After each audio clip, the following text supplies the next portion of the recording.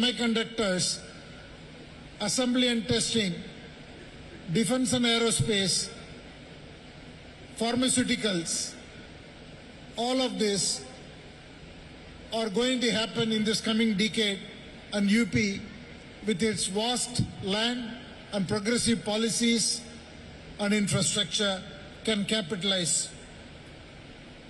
Third area is tourism.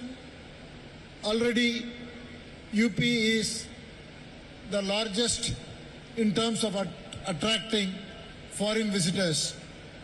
Close to 5 million tourists from abroad visit UP. UP is most uniquely positioned because of its history, because of the UNESCO heritage sites, 24 wildlife sanctuaries, and Varanasi, the Jyotirling,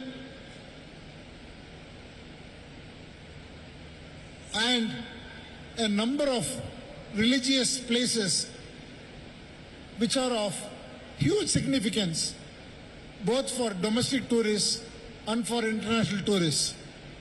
The tourism opportunity in UP is unparalleled to any other place.